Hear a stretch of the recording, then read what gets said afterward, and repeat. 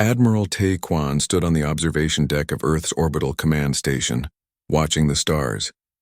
He had spent 30 years in space, fighting pirates and protecting colonies. He was a tall man with gray hair and sharp eyes that missed nothing. Today, those eyes were troubled. "They're here," said Dr. Sung Mirai, walking up beside him. She was much younger, barely 40, with quick hands that were always moving. She carried a datapad that glowed with alien symbols. Tae nodded slowly. For the past 3 months, they had tracked the alien ship as it moved through human space. It was big, bigger than anything humans had built. It ignored their hailing signals and moved straight toward Earth like it owned the place. "What do they want?" Tae asked. Sung held up her datapad. "I finally decoded their message. It's an invitation. Or maybe a summons. The translation isn't perfect. Show me." The message was simple, but the tone was wrong. It said that humanity had been noticed by something called the Galactic Concordate. It said that humans had done well to achieve faster-than-light travel. It invited Earth's leaders to come to a place called Terminus Prime to discuss humanity's place in the galaxy, but every word dripped with the kind of politeness that wasn't really polite at all. "They think we're primitives," Tae said. "They think we're children who need to be taught manners," Sung corrected. "I've been studying their language patterns. This is how they speak to species they consider inferior." Tae's jaw tightened. He had fought for humanity's colonies when other humans tried to take them. He had lost friends and family in those wars. He knew what happened when someone thought you were weak. They took everything. The alien ship settled into orbit around Earth without asking permission. It was shaped like a massive crystal, all angles and light. Within an hour, President Hana Choi contacted Tae and summoned him to an emergency meeting. The conference room in Geneva was crowded. Military commanders from every nation sat around a long table. President Hana stood at the head, her gray suit perfect, her face calm. She had been a general before becoming president. She understood war better than most. "They've sent a delegation down," she said without greeting. "They want to meet in person. They've also made it clear that refusing isn't an option." "That sounds like a threat," said General Park from the Asian Federation. "It is a threat," said Commander Sora Lim from Intelligence. She was small and quiet, the kind of person people underestimated until it was too late. "I've analyzed their communication patterns and compared them with our historical data. The Concordate has contacted 43 different species over the past 1,000 years. Every single one became what they call junior members within a decade." "What does that mean?" asked President Hana. Sora pulled up a hologram. It showed star maps and data streams. "It means they become subjects. They pay tribute. They give up military rights. They allow concordate species to settle their worlds. Within 3 generations, they're not independent anymore. They're servants." The room went quiet. Tae felt his hands curl into fists under the table. "What are our options?" President Hana asked. "We can refuse," said Admiral Yun from the Pacific Fleet. "Tell them to leave our space. Then they'll come back with warships," Sora said. "According to the intelligence we've gathered from their communications, that's the pattern. First invitation, then intimidation, then invasion if needed." "How many ships can they bring?" asked General Park. "Their nearest fleet base has approximately 300 warships," Sora replied. "Multiple species, different technologies, but all experienced. They haven't fought a major war in 400 years because nobody can match their combined strength." 300 ships, President Hana said quietly. She looked at Tae. "Admiral, how many ships can we field?" Tae had been waiting for this question. "Officially, we have 87 capital ships scattered across our colonies. Escorts and frigates bring us to about 200 vessels total." "That's not enough," General Park said. "Officially," Tae repeated, looking directly at the president. "That's not counting Operation Iron Dawn." President Hana's eyes widened slightly. Very few people knew about Iron Dawn. It had been her project before she became president, back when she was Minister of Defense. It was the secret she had kept from everyone, even most of the military. "How many?" she asked. 1,043 warships, Tae said, hidden in classified shipyards across the outer colonies. Crews trained in secret. Weapons systems that have never been tested in real combat but are decades ahead of anything the Concordate has seen. The room erupted. Half the commanders didn't know about Iron Dawn. They shouted questions and accusations. President Hana raised her hand and silence fell. "We started Iron Dawn 30 years ago," she said calmly, "when we first detected alien radio signals. We knew first contact would come eventually. We decided that when it did, humanity would not be weak. We would not be victims. Every colony contributed resources. Every nation built ships. We kept it secret because we didn't want to appear aggressive. We wanted to watch and learn first, and now? Asked Admiral Yoon. Now we know what we're dealing with, President Hana said. She looked around the table. They expect us to bow. They expect us to accept junior status and give up our freedom. They expect a small diplomatic ship with a tiny escort. Tay stood up. What are your orders, Madam President? President Hana's face was hard as steel.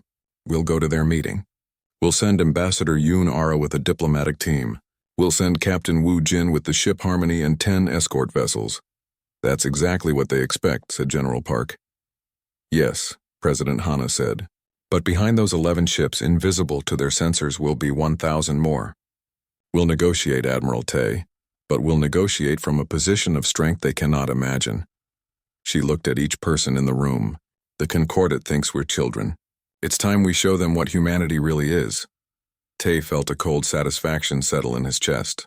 He had spent his whole life preparing for war. Now war was coming, but not the way the aliens expected. How long do we have? He asked. They want us at Terminus Prime in 3 weeks, President Hana said. Then we need to move now, Tay said. Iron Dawn wasn't just about building ships. We've been training for this exact scenario. Our crews are ready. Our weapons are ready. The question is whether the Concordat is ready for us. The meeting continued for 6 more hours. Plans were made. Orders were sent. Across human space, in hidden shipyards and secret bases, crews began boarding vessels. Engineers ran final checks. Weapons were armed. Captain Wu Jin, a young officer with bright eyes and steady hands, received his orders with pride. He would command the Harmony and make the long journey to Terminus Prime. He would carry Ambassador Yoon Ara, humanity's finest diplomat. And behind him, invisible in the darkness of space, would follow the largest military fleet humanity had ever assembled. In her office, Ambassador Yoon reviewed her briefing materials. She was a former prosecutor who had sent war criminals to prison. She was not afraid of aliens. She packed her bags and prepared her arguments. The alien delegation left Earth 3 days later, satisfied that humanity understood their place. They reported back to the Concordat that the humans seemed compliant and primitive, exactly as expected. They had no idea what was coming. The Harmony was a beautiful ship. Its white hull gleamed under Earth's sun as it prepared for departure. Captain Wu Jin walked through the corridors one last time before launch, checking every detail. He was young for a captain, only 32, but Admiral Tay had trained him personally. Tay said Wu had good instincts and didn't panic under pressure. Today would test both. All systems green, reported his first officer, Lieutenant Kara Bay. She was efficient and calm, exactly what Wu needed. Diplomatic team is aboard. Ambassador Yoon is in her quarters reviewing protocols. Wu nodded. And our escort? 10 frigates in formation. The Shield, the Sword, the Guardian, and 7 others. All captains report ready. What Kara didn't say, because she didn't know, was that 990 more ships were already moving into position. They used a new type of faster-than-light travel that humanity had developed in secret. It bent probability instead of space, making ships nearly invisible until they chose to appear. The Concordat had never seen anything like it. Ambassador Yoon Ara came to the bridge an hour before departure. She was a short woman with iron-gray hair and eyes that could cut through lies. She had spent 20 years as a prosecutor before joining the diplomatic corps. She knew how to argue and how to win. Captain Wu, she said formally. Are we ready? Yes, Ambassador. We'll reach Terminus Prime in 17 days. Yoon looked out at the stars.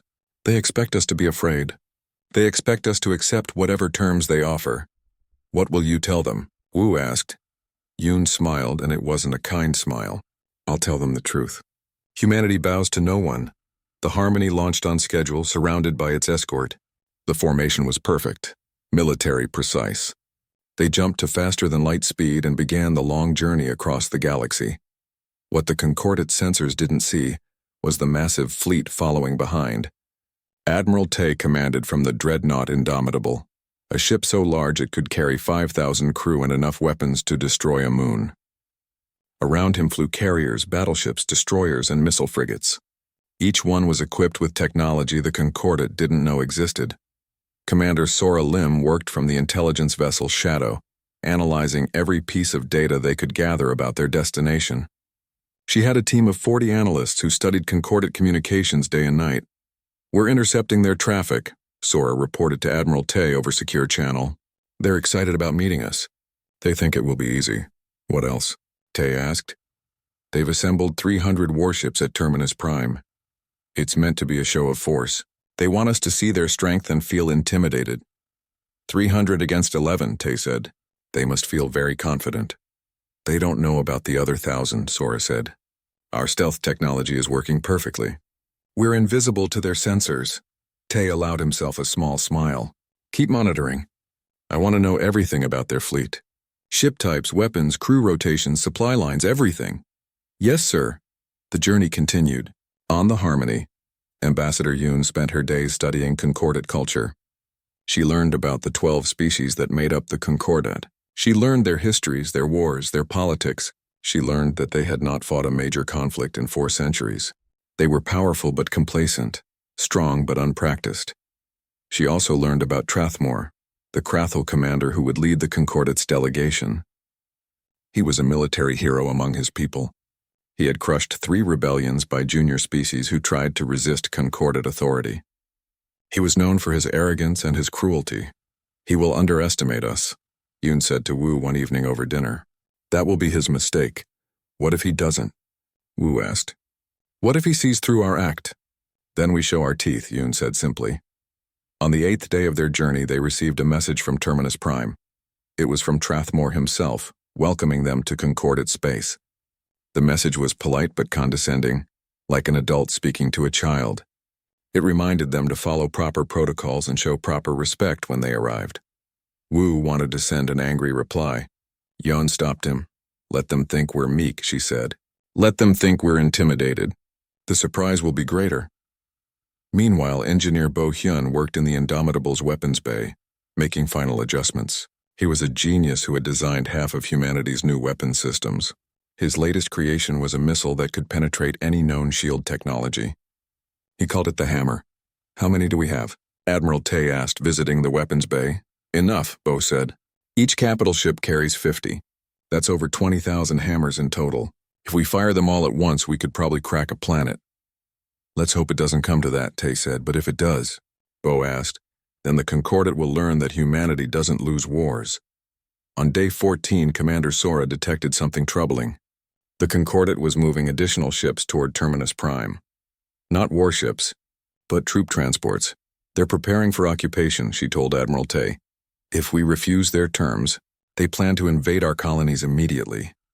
Tay felt cold anger settle in his stomach. "How many troops?" "Enough to occupy all 43 of our colony worlds.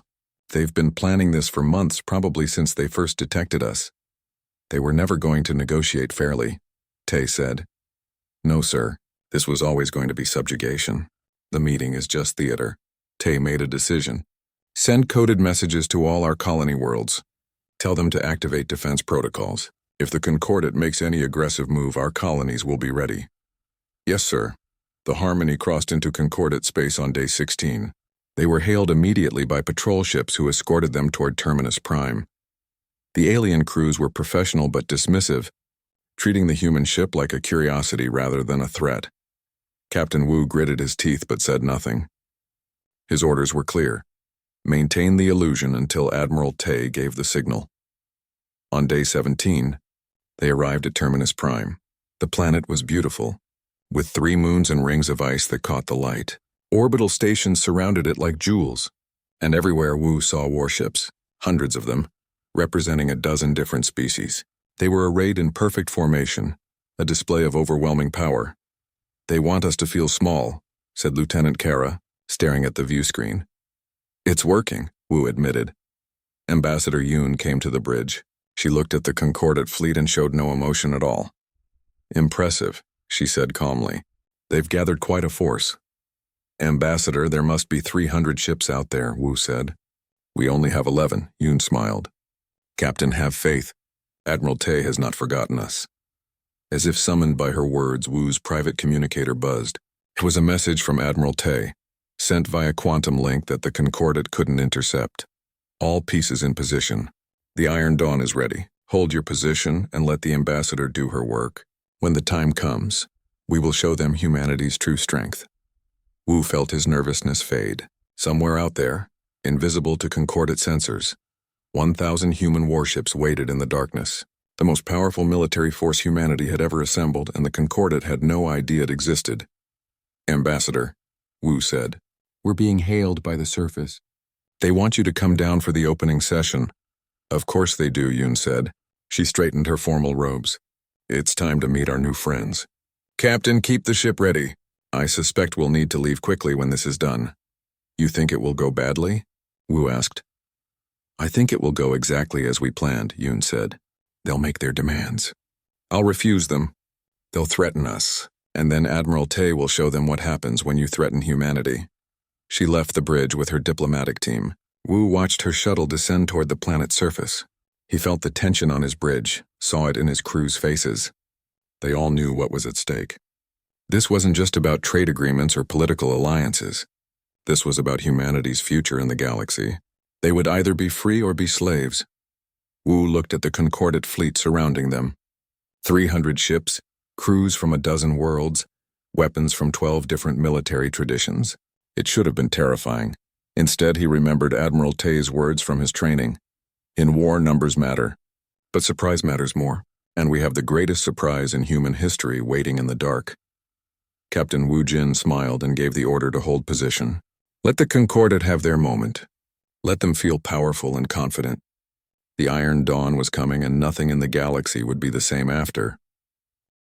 The Grand Assembly Hall on Terminus Prime was built to make visitors feel small. The ceiling stretched up 30 meters, carved from a single piece of crystal that glowed with its own light. Pillars rose like trees, and between them sat representatives from 12 different species. They looked down from elevated seats at the floor where Ambassador Yun Ara stood with her small team. Yun had seen intimidation tactics before. In her years as a prosecutor, she had faced murderers and war criminals who tried to scare her.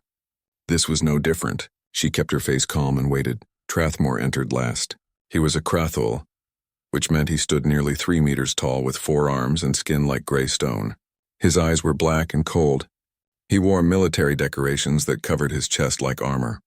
When he spoke, his voice echoed through the hall. Welcome, humans, to the Galactic Concordate. We are pleased that you accepted our invitation. Invitation, Yun thought, as if we had a choice. Thank you for receiving us, Yun said politely. She knew her words were being translated and broadcast across the galaxy. Every species would watch this meeting. They would see how humanity responded to the Concordate's power. Trathmore gestured to one of his aides, who activated a hologram. It showed human space, all 43 colony worlds marked in red.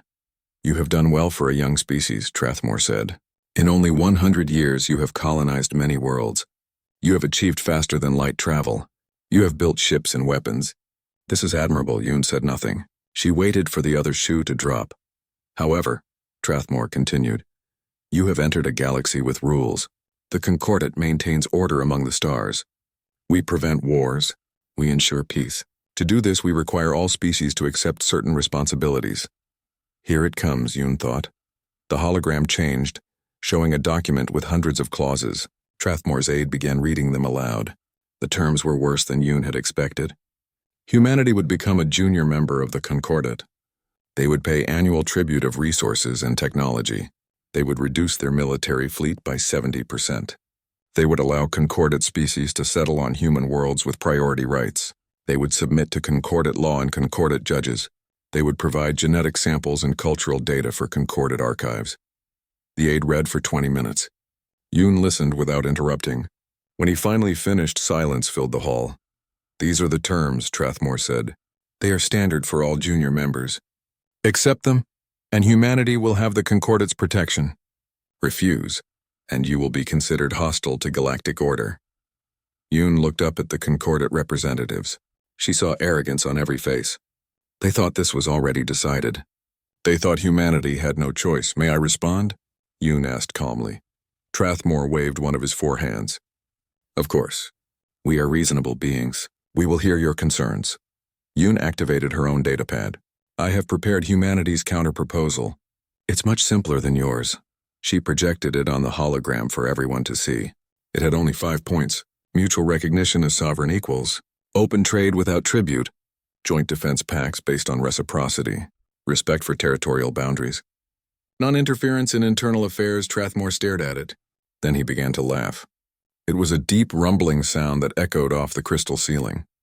Around the hall, other Concordat representatives joined in. They laughed like adults who had heard a child say something foolishly cute. Equals, Strathmore said when he could speak again. You think humanity is equal to the Concordat? You have been in space for 1 century. We have ruled the galaxy for 10,000 years. You have 43 small colonies. We have 17,000 worlds. You have a handful of primitive ships. We have fleets that could darken your sun. He leaned forward and his voice became hard.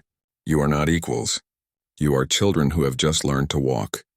Accept our terms or face the consequences. Yoon felt anger rise in her chest, but she kept it hidden. This was the moment she had prepared for. This was why President Hana had chosen her. Because she knew when to fight and how to win. No, she said simply. The laughter stopped. The hall went silent. No? Strathmore repeated. No, Yoon said again. We refuse your terms. Humanity will not bow. We will not pay tribute. We will not reduce our fleet. We will not give you our worlds or our freedom. We are not children. We are not primitives, and we are not afraid of you. Strathmore's face darkened. You foolish creature. Do you see the fleet surrounding your ship? 300 warships from 12 species. 1 word from me and they will destroy your vessel. 1 order and they will blockade Earth. Within a month your colonies will starve. Within a year humanity will beg to accept any terms we offer. Is that a threat? Yoon asked. It is reality, Strathmore said. Yoon smiled. It was a cold smile, predatory and sharp. She reached up and tapped her communicator. Admiral Tay, she said clearly. Humanity's answer is no. Show them why. For a moment nothing happened. The Concordat representatives looked confused. Then alarms began screaming across the hall. Military commanders grabbed their communicators. Sensor officers shouted reports. Chaos erupted. Outside Terminus Prime, space itself seemed to ripple. Reality bent and twisted, and from the darkness between stars, ships appeared. First 10, then 100, then 500, then 1,000. 1,000 human warships dropped out of their probability drives simultaneously. They appeared in perfect formation surrounding the entire planet. Each ship was massive, bristling with weapons that glowed with barely contained energy. They moved with impossible coordination, like parts of a single organism. Captain Wu Jin watched from the Harmony's bridge as the Iron Dawn revealed itself. His view screen showed ship after ship materializing from nothing. He felt pride surge through him. Message from Admiral Tay, Lieutenant Kara reported, her voice shaking with excitement. He's broadcasting on all Concordat frequencies. Admiral Tay's face appeared on every screen across Terminus Prime. He sat in the commander's chair of the Indomitable, calm and composed. Behind him, the massive Dreadnought's bridge hummed with controlled activity. I am Admiral Tay Kwan of Earth Defense Forces, he said. You called for negotiations. We came prepared to negotiate as equals. You attempted to intimidate us with 300 ships. We responded with 1,000. Every weapon on every ship is now locked onto your vessels. We have maintained these locks for 10 seconds to prove a point. He paused, letting that sink in. The point is this. We could have destroyed your entire fleet in those 10 seconds. We chose not to. We prefer peace. But if you choose war, you will discover that humanity has been preparing for this day since we first heard your signals in space. We watched you. We studied you. We learned your tactics and your technology. And we built weapons you cannot imagine. The weapon locks disengaged simultaneously, another display of perfect coordination. You have 1 hour to reconsider your position, Admiral Tay said. Ambassador Yoon speaks for humanity. If you threaten her, threaten our people, or attempt any aggressive action, you will face consequences beyond your comprehension. The choice is yours, the broadcast ended. Silence fell across the assembly hall. Yoon looked up at Strathmore. The arrogance was gone from his face, replaced by shock and something that might have been fear. You said we were children. Yoon said quietly. You said we were primitives. You were wrong. We are humans. We prepare for what we cannot see. We build what others think impossible, and we protect our own with everything we have. She walked forward until she stood directly below Strathmore's seat. Here are our terms. Recognize humanity as sovereign and equal. Withdraw your fleets from our borders. Establish trade and diplomatic relations based on mutual respect. Do this and we will be generous partners. We will share technology. We will defend our allies. We will help build a better galaxy. She let steel enter her voice. Refuse and you will learn why humans have survived every threat we have ever faced. We don't just fight to win. We fight to ensure no one ever threatens us again. Around the hall, Concordat representatives argued in frantic whispers. Military commanders studied their sensors, trying to understand how humanity had hidden such a massive fleet. Diplomats calculated odds and outcomes. Trathmore stared at Yoon with hatred. She could see him wanting to refuse, wanting to order his ships to attack, but he could also see the truth on his sensor displays. The human fleet was real. The human weapons were powerful. And humanity had just demonstrated a level of coordination and technology that the Concordat had never encountered. We require time to deliberate, Trathmore said finally. You have 1 hour, Yoon repeated. After that, Admiral Tay will assume you have chosen war. She turned and walked out of the assembly hall with her head high. Her team followed. Behind them, the Concordat descended into chaos. On the Harmony, Captain Wu received Ambassador Yoon with full honors. That was magnificent, he said. That was necessary, Yoon corrected. Now we wait and see if they're smart enough to accept reality. Wu looked at his view screens showing the 1,000 human warships holding perfect formation around the planet. The Concordat fleet looked small and scattered by comparison. What if they attack anyway? He asked. Yoon's smile returned cold and sharp.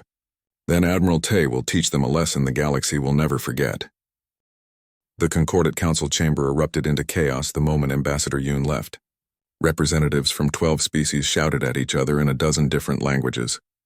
The translation system struggled to keep up. Impossible, roared General Vector of the Krathul military. Their sensors must be lying. No species can hide 1,000 ships. The sensors aren't lying, replied Scholar Shen of the Vaishan Protectorate. Her voice was quiet but carried authority. The Vaishan were an ancient race, wise and cautious. I have seen the analysis. Their stealth technology is decades ahead of our own. They were watching us long before we found them. Then we destroy them now. Trathmore slammed one of his 4 fists on the table. We have 300 ships. Their fleet may be larger, but we have experience. We have fought and won for centuries, have we? Scholar Shen asked. When was the last time any Concordat fleet fought a real battle? 400 years ago? Our crews practice with simulations. These humans have been fighting each other for their entire history. They know war in ways we've forgotten. She speaks the truth, said Ambassador Rellan of the Tholan Confederacy. The Tholan were traitors who valued profit over pride. Look at their formation. Look at their coordination. They appeared simultaneously across thousands of kilometers of space. That requires technology and training we don't possess. Trathmore's anger grew. He had spent his life believing in Concordat superiority. Now these primitives had humiliated him in front of the entire galaxy. His pride demanded action. If the Council won't act, the Krathul Empire will, he said. We will not be dictated to by animals who just discovered space travel. Scholar Shen leaned forward. Commander Trathmore, I urge caution. The humans have shown remarkable restraint. They could have attacked but chose to demonstrate power instead. That shows wisdom. That shows weakness, Trathmore countered. They're bluffing. Their ships may look impressive, but they're untested. I propose we test them. How? Asked Ambassador Relm nervously. Trathmore pulled up a star map. A small planet glowed in red. This is New Jeju, one of their outer colonies. It's lightly defended, far from their main fleet. If we strike there while their forces are here, they'll have to split their fleet. We can assess their true strength. That's an act of war, Scholar Shen said. It's a tactical probe, Trathmore argued. Besides, they already refused our authority. They are already enemies. We just haven't admitted it yet. The vote was close, but Trathmore had allies. The martial species supported him. The bureaucratic species abstained. In the end, permission was granted for a limited reconnaissance in force. Trathmore immediately dispatched a coded message to a Krathul strike group patrolling nearby space. 20 warships, including his own flagship, received orders to move on New Jeju immediately. What Trathmore didn't know was that Commander Sora Lim's intelligence network had infiltrated Concordat communications. The moment his order was sent, she intercepted it. Admiral, we have a problem, Sora reported to Tay. Strathmore is sending 20 Krathul ships to attack New Jeju. Admiral Tai felt ice form in his veins. New Jeju was home to 50,000 civilians. It was a farming colony, peaceful and productive. His younger brother Day commanded the small defense station there. How long until they arrive? Tay asked. 4 hours, Sora said. And how long until we can get ships there? The Krathul ships are closer. They'll arrive first. Tay made his decision in seconds. Send a coded message via quantum link to every human ship within 10 light years of New Jeju. Tell them to converge immediately, and broadcast a warning to the Concordat. Tell them that any attack on human civilians will be considered an act of war, and we will respond with total force. Sir, that will reveal our communication network. I don't care. We're not letting them murder our people to test us. On New Jeju, Captain Dai Quan received the warning with grim determination. He was younger than his brother Tay, but shared the same steady nerve. He commanded the orbital defense platform Fortress with a crew of 203 escort frigates.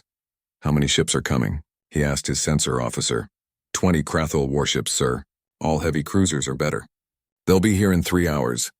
Day looked at his tactical display. 3 frigates against 20 cruisers. The mathematics were brutal and simple. He couldn't win. Get the civilians to the underground shelters, Day ordered. Full evacuation protocols. And get me a channel to the planetary governor. Governor Minsol was a former teacher who had retired to New Jeju to grow vegetables and enjoy the quiet. She wasn't enjoying it now. Captain, my sensors show incoming warships. Are we being invaded? Yes, Governor. The Concordat is testing us. I need every civilian underground in the next 2 hours. Can you do that? We've been practicing, Minsol said. We'll be ready. Day smiled despite the situation. Humanity had learned to prepare for disasters. It was one of their best qualities. His tactical officer interrupted. Sir, I'm picking up new signals. Multiple human ships entering the system. Day felt hope surge. How many? 30 ships, sir. Various classes. They're broadcasting authentication codes. They're ours, Day laughed, of course. His brother would never leave him to fight alone. The quantum communication network meant every human ship in range knew New Jeju was threatened. And every captain had chosen to race to its defense. The Krathul strike force arrived 4 hours later, arrogant and confident. They expected to find a helpless farming world. Instead, they found 33 human warships waiting in perfect defensive formation. Strathmore stood on his flagship's bridge, staring at the tactical display in disbelief. Where did they come from? His tactical officer checked and rechecked the sensors. Unknown, Commander. They weren't here an hour ago. They must have traveled faster than our sensors predicted. Strathmore felt uncertainty gnaw at him. The humans had already demonstrated superior stealth technology. Now they showed superior coordination. His 20 ships suddenly felt inadequate. But pride wouldn't let him retreat.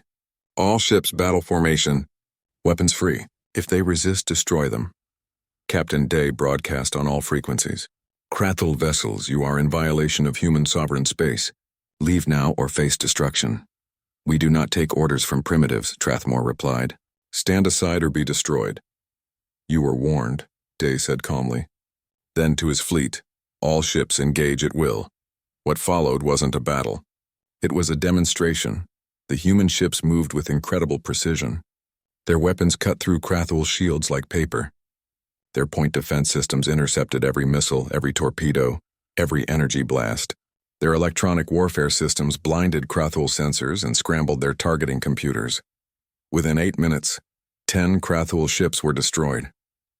Their hulls split open, bleeding atmosphere and debris. Another 5 were crippled, weapons offline, engines dead. The remaining 5, including Strathmore's flagship, tried to flee. The human ships pursued. Not to destroy, but to capture. Boarding teams launched. Marines in powered armor stormed through breached hulls. Within 30 minutes, all 5 surviving ships were under human control. Strathmore found himself on his knees, weapons pointed at his head. His crew surrendered around him. A young human marine pulled off her helmet and looked at him with cold eyes. Commander Strathmore, she said, you are under arrest for war crimes. You attempted to murder 50,000 civilians. Under human law, that carries a life sentence. You can't arrest me, Strathmore said. I am a Concordat, Commander. You are a Concordat, Commander, the Marine corrected. Now you're a prisoner. Captain Day broadcast the entire battle to Admiral Tay at Terminus Prime. The recording was crystal clear. Every moment of the battle, every destroyed ship, every surrendered crew. Admiral Tay watched it with satisfaction. Then he forwarded it to Ambassador Yoon. Yoon waited exactly 1 hour after the battle ended.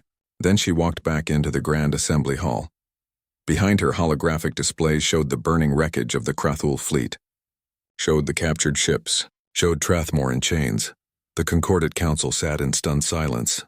"You attacked our colony," Yoon said. Her voice was quiet but filled the massive hall. "You attempted to murder 50,000 human civilians while pretending to negotiate peace. This is unacceptable." Scholar Shen stood. "Ambassador Yoon, the Council did not authorize this attack." "But you allowed it," Yoon replied. "You permitted Strathmore to test us to see if we would fight. Now you know." She gestured at the holographic displays. "In 18 minutes, we destroyed or captured 20 Krathul warships. We did this with minimal losses. We did this while protecting every civilian on New Jeju." She paused, letting the images burn into their minds. "Here is humanity's ultimatum. You will surrender Commander Strathmore to face trial under human law. You will withdraw all Concordat military forces from our borders.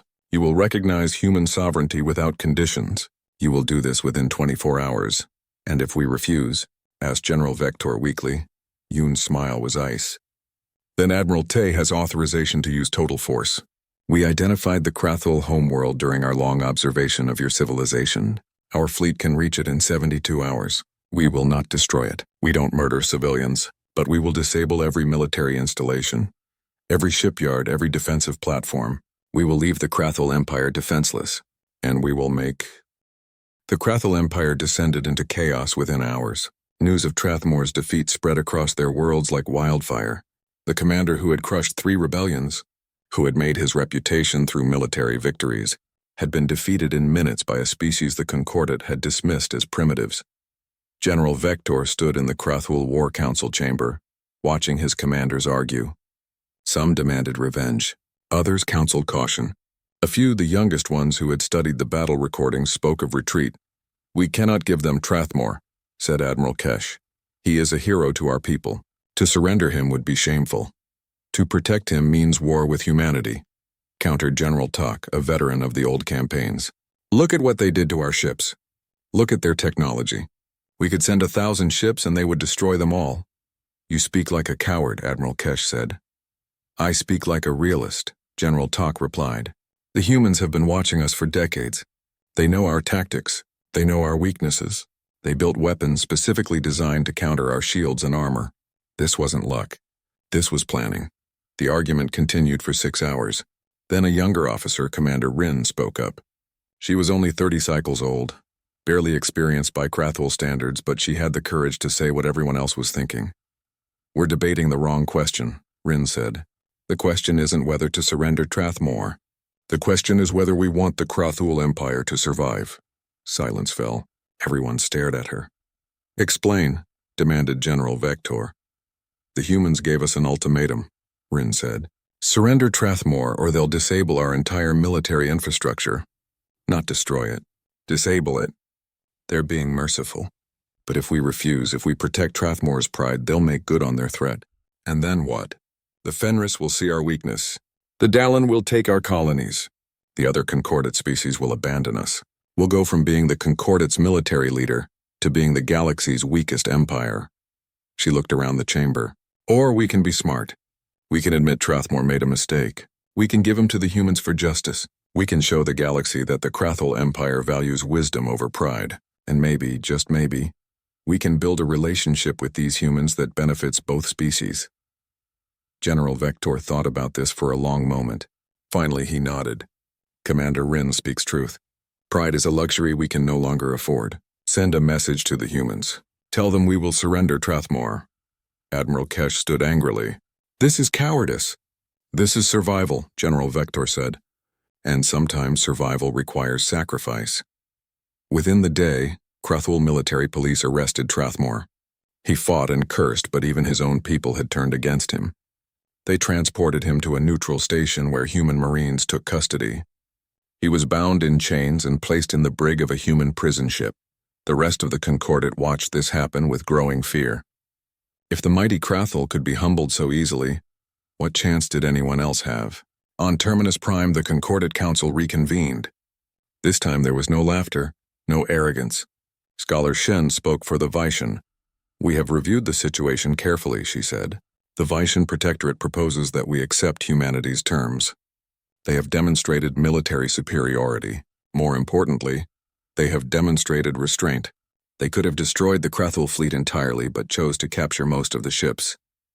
They could have killed all the crews but took prisoners instead. This shows they prefer peace." Ambassador Reln of the Tholan agreed. "The Tholan Confederacy also supports accepting their terms. We have analyzed their technology proposals. They offer fair trades, advanced weapons systems, medical technology, and communication improvements. This could benefit everyone." But not everyone agreed. The Fenris Collective, a bureaucratic species that valued order above all, refused. "We cannot accept a new species as equal. It violates centuries of Concordat tradition. It would encourage other junior members to demand equal status. Then perhaps our traditions are flawed," Scholar Shen said quietly. The vote was close. 5 species voted to accept humanity's terms. 4 voted to refuse. 3 abstained, unwilling to commit either way. The Concordat, which had ruled the galaxy for 10,000 years, split down the middle. Scholar Shen stood and made an announcement that shocked everyone. "If the Concordat will not accept humanity's reasonable terms, then the Vaishan Protectorate withdraws from the Concordat. We will form a new alliance with humanity based on mutual respect and sovereignty." Ambassador Reln stood immediately.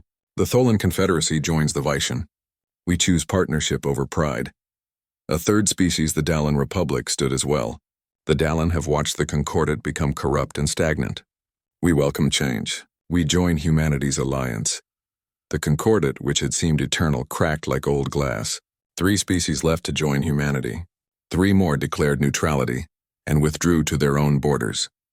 Only 6 species remained in the traditional Concordat, and even they were divided and weakened. Ambassador Yoon watched this with satisfaction. She had come expecting to fight. Instead, she had changed the galaxy's political structure forever. The Treaty of Terminus was signed 3 weeks later. It recognized Earth and its colonies as fully sovereign.